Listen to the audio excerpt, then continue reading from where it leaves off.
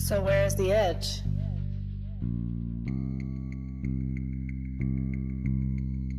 Who's to say that there is an edge, and why assume there is one? Is it because when we are introduced to the idea of a flat Earth, it's always depicted like this?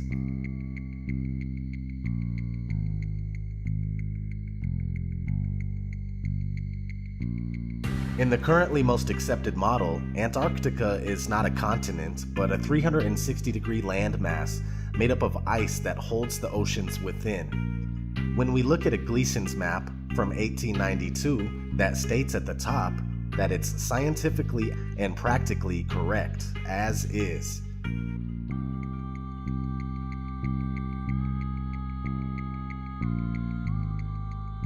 We see this Antarctic ice rim. The Gleason's map is basically an azimuthal equidistant projection, which can be traced back to the year 1000.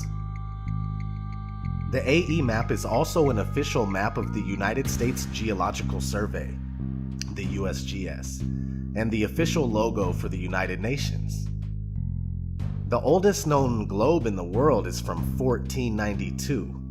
This is something you need to keep in mind because many people argue that the azimuthal equidistant map is just a flattened out version of the globe, when in fact the globe is just a rounded version of this true world flat map.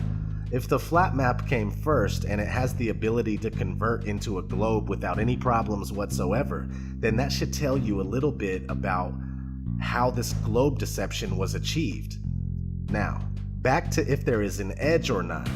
There is no proof that there is an edge past the Antarctic ice wall, but it is speculated by many that perhaps the plane that we live on is either extremely expansive or it's possibly endless. In these two scenarios, it would be logically assumed that more land is being hidden from the general public.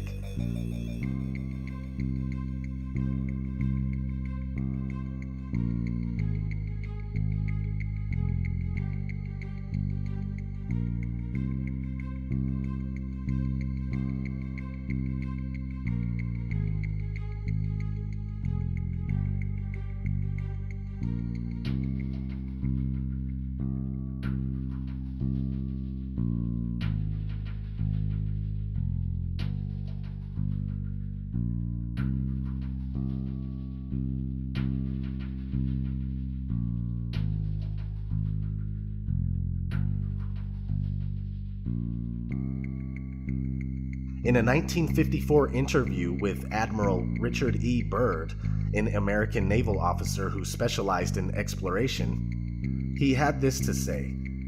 But strangely enough, there is left in the world today an area as big as the United States that's never been seen by a human being.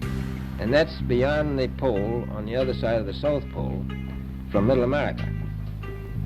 And I think it's quite astonishing that there should be an area as big as that unexplored. Implying that there is more land past Antarctica. If that uninhabited land was on a globe, it would be in the Indian Ocean.